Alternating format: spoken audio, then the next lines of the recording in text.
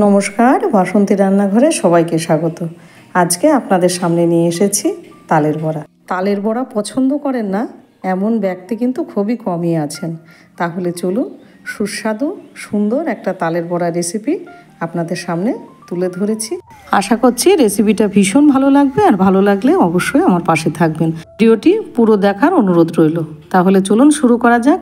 প্রথমে একটা তাল নিয়েছি এখানটায়। তালটা পুরো একদম গাছ পাকা।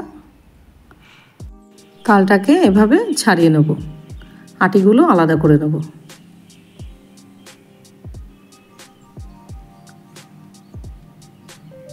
এবার উপর থেকে খোসাগুলো সব তুলে নেব এইভাবে, একদম গাছ পাকা। এত সুন্দর গন্ধ বেরোচ্ছে, পুরো ঘরটা ম ম করছে তালের গন্ধে। আমার ভীষণ পছন্দ তাল। এবার এটাকে একটু জল দিয়ে এবার এটাকে এভাবে মেখে নেব। অল্প অল্প করে জল দেবো। আমি দুইভাবে তালের কাঠটা বার করে দেখিয়েছি। একটা এরকম একটা গ্রেটারের সাহায্যে এইভাবে ঘষে নেবেন,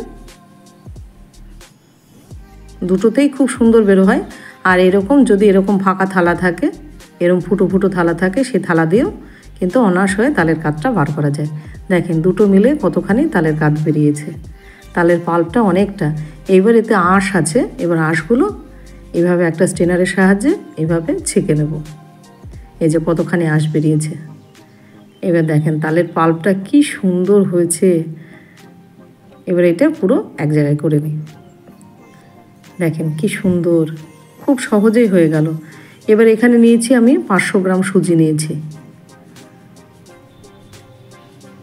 আপনারা চালের গুঁড়ো ব্যবহার করতে পারেন সুজি না থাকলে। দেব 1 গ্লাস জল। যতখানি সুজি নিয়েছি তার 1.5 গুণ জল দিয়েছি। সুজিটা ভিজে গেছে 15 মিনিট। এবার সুজিটা তালের এই পাল্পটার মধ্যে দিয়ে দিলাম। দেব এখানে 500 গ্রাম চিনি নিয়েছি, আর দেব একটু লবণ। এবারে দেব 600 গ্রাম আটা। আপনারা চালের গুঁড়ো ব্যবহার করতে পারেন কিংবা ময়দাও দিতে পারেন, যেটা খুশি। আমি আটা দিয়ে এখানে করব। 600 গ্রাম আটা দেব। আটাটা দেওয়ার পরে এবার এটাকে ভালো করে মেখে নেব। আপনারা চাইলে এর মধ্যে নারকেল করে দিতে পারেন। এটা মাখা হয়ে গেছে। এবারে তেলটা গরম করে নিয়েছি লো টু মিডিয়াম হিটে। এবারে এক এক করে বড়াগুলো ছেড়ে দেবো।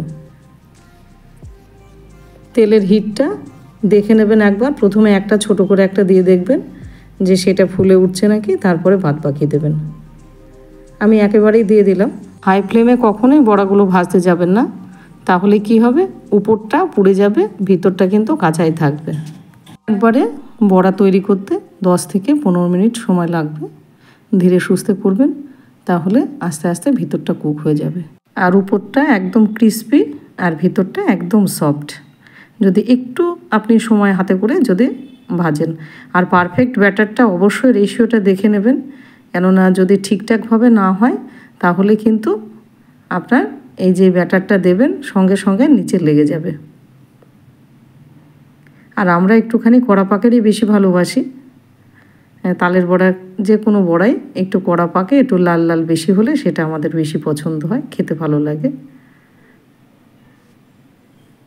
ব্যাটারটা কিন্তু ঠিকঠাকভাবে যদি না হয়, পারফেক্ট না হয়, তাহলে কিন্তু এত সুন্দর একদম এই ভেসে উঠবে না তালের বড়াগুলো, নিচে চিপকে যাবে। দেখতেই পাচ্ছেন ভীষণ ভালো হয়েছে এবং ফুলে একদম গোলাপ জামুনের মতো লাগছে দেখতে। কি অসাধারণ হয়েছে দেখেন, প্রত্যেকটা ফুলেছে, একটাও মিস যায়নি। তাহলে তৈরি হয়ে গেল আমাদের একদম দুর্দান্ত পারফেক্ট সুস্বাদু তালের বড়া। তাহলে আপনাদের কেমন লাগলো? আর হ্যাঁ, কে কে তালের বড়া খেতে ভালোবাসেন অবশ্যই কিন্তু কমেন্ট সেকশানে জানাবেন।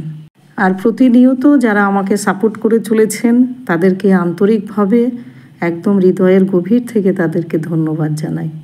বিভিন্ন ধরনের রেসিপি যদি দেখতে চান অবশ্যই ভিজিট করুন বাসন্তী রান্নাঘর। আর কেমন লাগলো আপনাদের অবশ্যই জানাবেন। ভালো লাগলে একটা লাইক শেয়ার কমেন্ট করতে কিন্তু ভুলবেন না। তাহলে সুস্থ থাকবেন, ভালো থাকবেন। আবার দেখা হবে অন্য একটা ভিডিওতে। তাহলে চলি, টাটা, বাই বাই।